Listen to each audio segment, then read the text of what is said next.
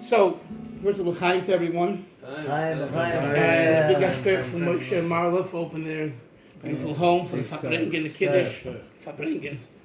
Chaim l'chaim, Shavon Yisrael, Chasidus Nachas, Simchas, everyone together only have Simchas and Brachas, Begoli in a revealed way. So, it's this time of the year before Pesach, people are cleaning, as we can see, obviously, and we get together not just because I was able to come to Eretz Yisrael, as Issa just said. It's a big schus to be able to come to Eretz Yisrael, even if it's temporarily, just a visit, but it's a schus in itself every time you come to Eretz Yisrael.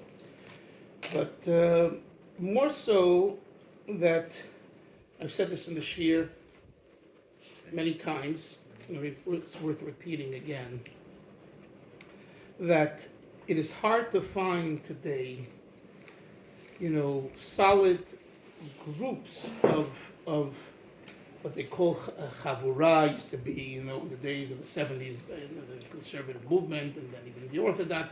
But in Chabad, in Lubavitch, it was known as Chaverschaft. Not just Lubavitch, but actually Shlomo Carlebach used to use that word from time to time, and he picked it up, definitely amongst the Hasidic world. Chaverschaft. It's not just a Chabad word, but in the Lubavitch they use it, Chaverschaft.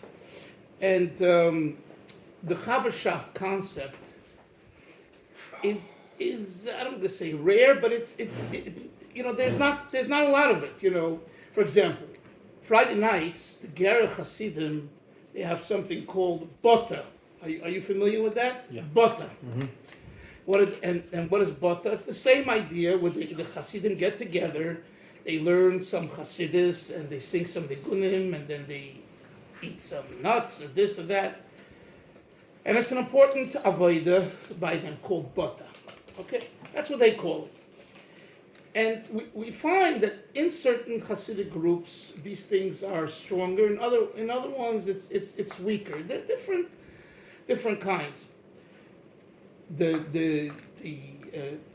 Shlomo Carlebach and Zal Meshech, they both would talk a lot about this, because in their days in Chabad in the 1940s, in those days, there was a lot more of this, because there still was Hasidim from Russia, from the Rashab, older Hasidim. And they came from Russia and Ukraine, and what did they have? They had Gashmis. They didn't have material matter. I mean, they had barely what to eat, So they had each other. I told you this once, and it's worth repeating. Mendel who was my wife's great uncle.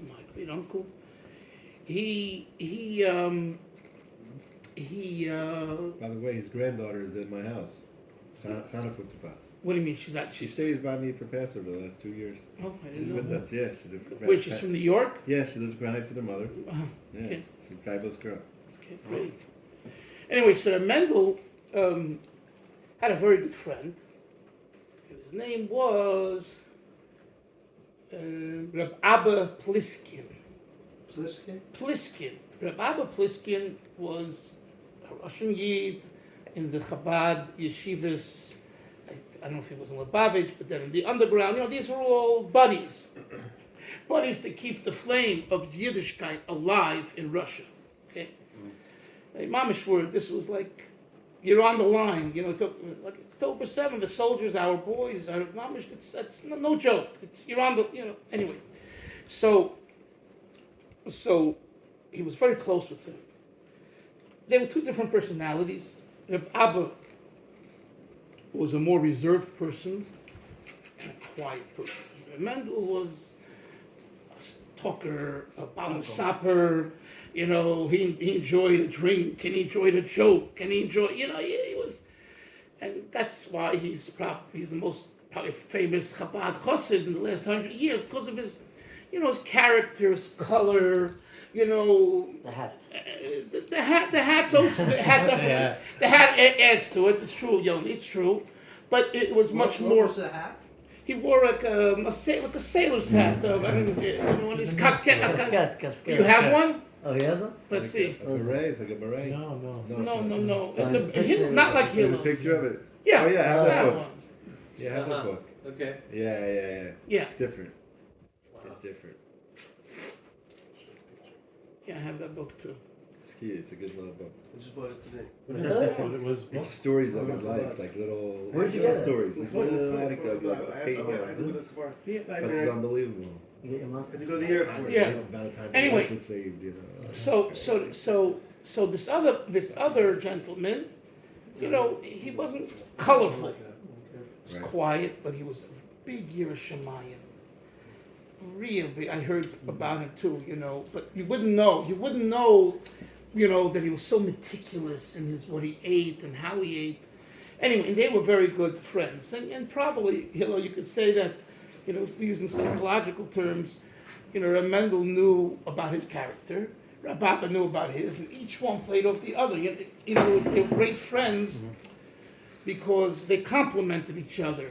Someone who's loud and active, understands that there's a virtue to being quiet as well. And the one who's quiet understands there's a so they were very, very good friends. Anyway, actually,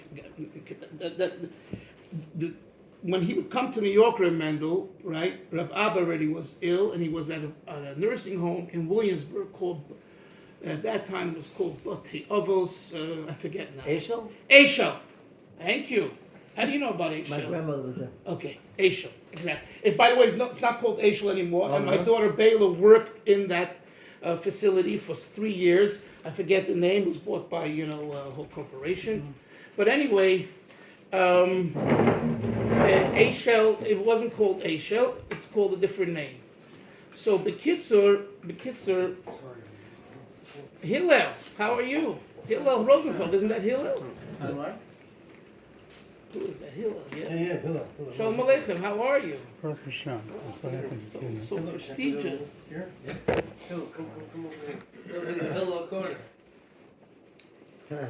It's okay? You put Avram Yehuda between us, it'll be a hello sandwich. Oh. Sit over here. Hello, sir. And that's it. So he was. Second time we made that joke this week. So he was at Ashel. And Mendel would come to New York, and he came to be with the Rebbe and the Hasidim. He had to go. I don't know if he went every day, but he went very often to see Abba in the nursing home because this was like his brother. That's why.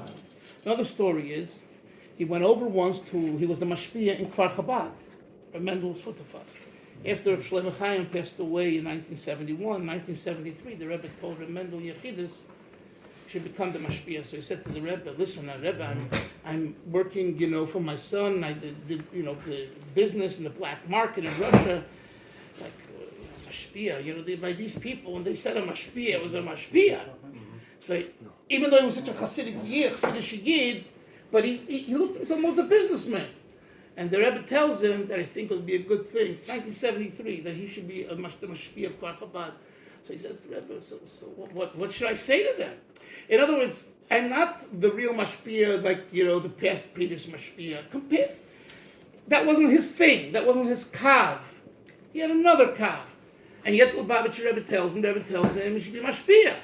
Well, the Rebbe tells him, he says, what should I do? Say, he says, tell them stories.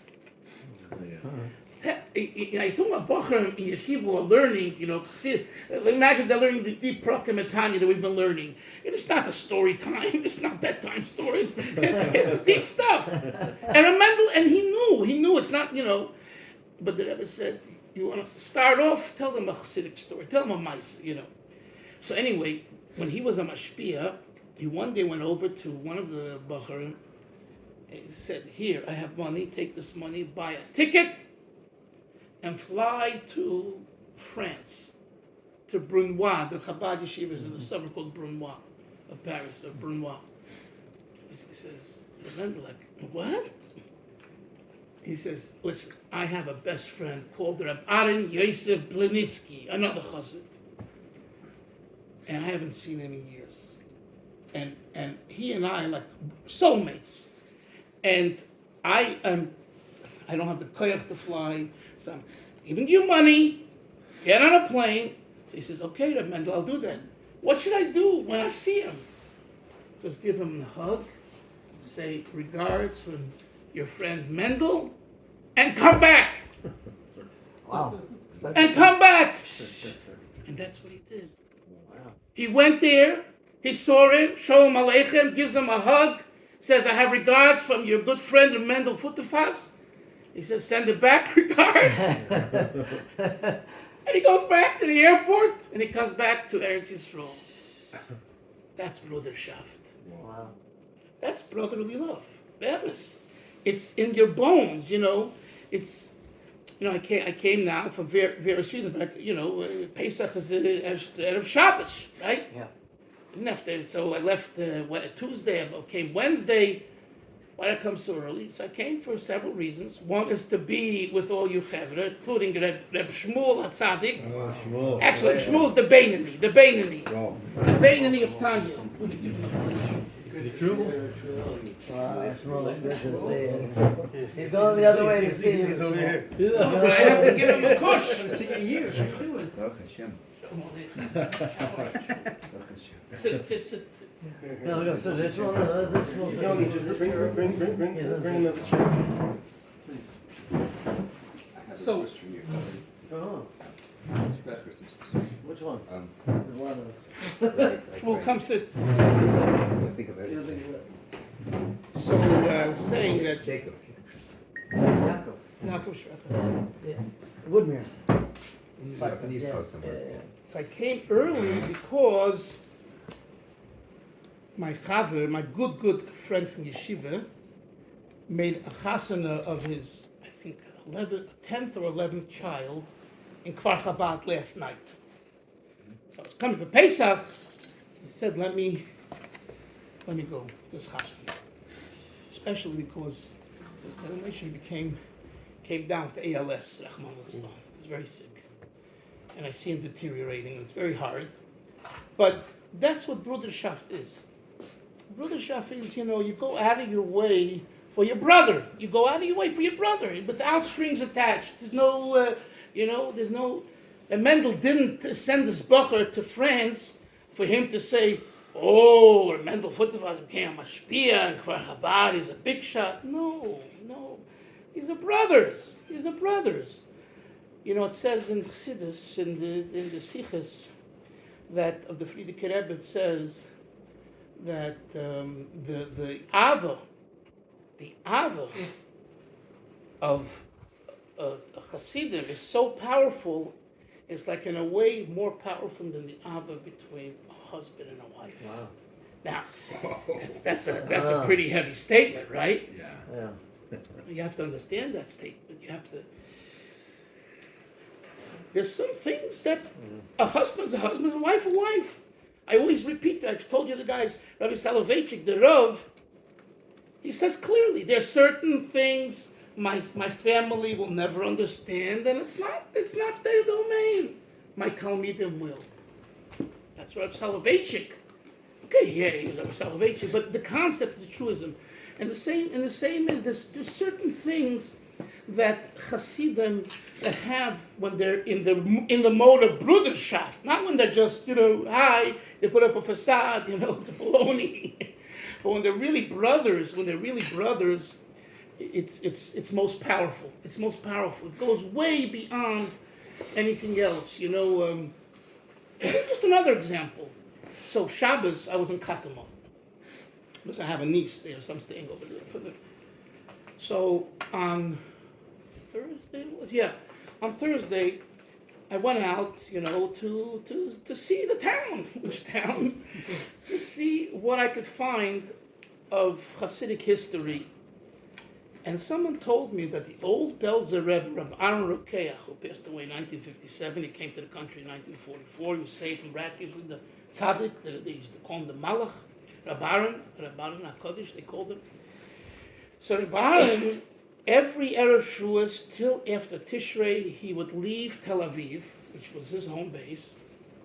And the reason why there's several reasons, but one of the things he said about Tel Aviv is that at the time, there were no churches. There were no mosques. They were in Yaakov, Right. but not in Tel Aviv. Right. So he settled. There's another reason with a story with Ashkenazi, but not now. Anyway, but he would leave Yerushalayim. For the record, he had a gabbai, Fogel, that was the name of his gabbai, and Fogel wrote down a lot of things that Aron said to him.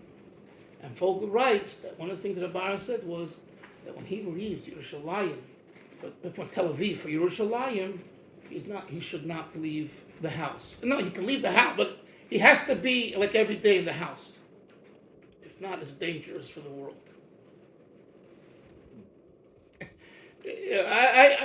I ain't going that way. I don't know what that means, but you're talking about a malach, a tzaddik, you know. So he would go from Erev, so where did he stay? So in Hashemayim, I found out where he stayed this Thursday. He stayed on a building on Rehov Chizkiyahu HaMelech and Bustanai, is a corner building. He stayed there from, I don't know, from 1944, and that's when he came, but all those years till 55. I don't know if he stayed there the entire 4 or 5 months, but a large part of the time. And that house, now it's a building, right? Where it used to be, and guess who lives there today? The Erloi Rebbe. Oh, wow. Rabbi Sofer. Right, the Chasidus, by the way, it's the only Chasidus that they daven Nusach Ashkenaz. Yeah. Wow. Because he's a great grandson of the Chassam Sofer. Yeah. He's Ashkenaz. Yeah. And they still, it's amazing. Yeah. The Hasidim. Wow. Yeah. Eastern Europe. Right? Yeah. The only one, no? No, Erloi is, I thought, in the section of Mattersdorf. Unsdorf, Mattersdorf. Those were Ashkenazim. They were Ashkenazim. Wow. Anyway, so the Rebbe, this Rebbe bought the apartment in which the Belzer Rebbe stayed in, and it wasn't so fixed up, of course, and it wasn't that large. I knocked on the door. First of all, I went into the garden. The door. Who am I greeted by? I'm greeted by two gardeners that are cutting the lawn. One of them had in his eyes, in my opinion, blood. Right. And I couldn't believe it. Here's a Rebbe, they have Chassidim, they have the funds. Why are you hiring him to do the lawn? Wow. And I'm walking around it. So I go to the door, I knock on the door, and he says, Miata? I said, I'm a guest anyway.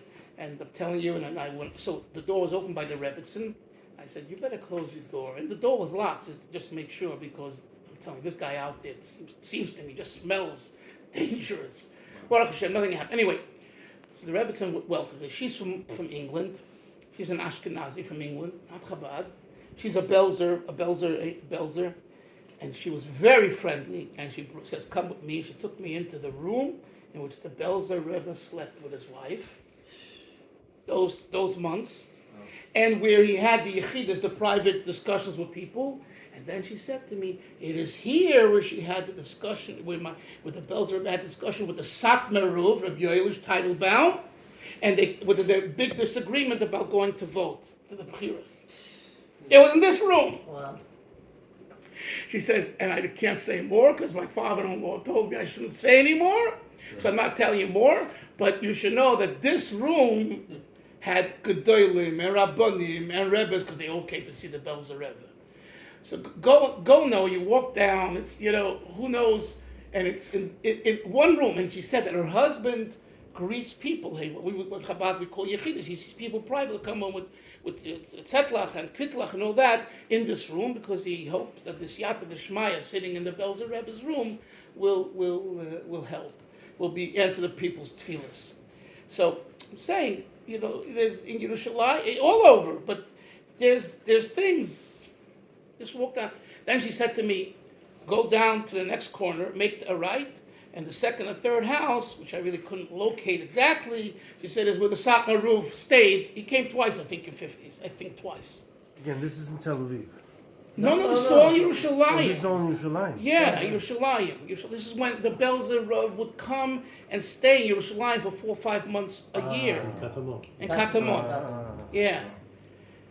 So, they're saying that, you have to. So what I did was I spoke to some people who know the history, and they tell you about different things. There's a lot of history there. A lot of history, both pre-war, 48 and 67, and there's a lot of professors there, justices. Rabbi Steinsaltz was right there. He used to come in and give shiur there. Whatever is. I'm just talking about this Bruderschaft concept. That Bruderschaft is a very important idea, and that's what we're doing. So that's why I came earlier to be with you, Chavre, and also to be with my Chavre.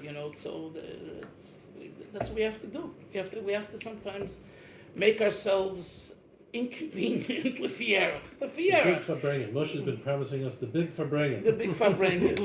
L'chaim. Well, look, we all have a Pesach coming up, so the Farbrengen is big Farbrengen pre-Pesach. Hillel l'chaim should be gesund. Another nigga. Go ahead. No, yeah. What are you gonna play now?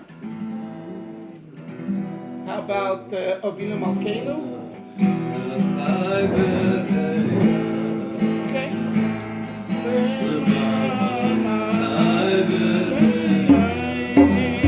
Moshe.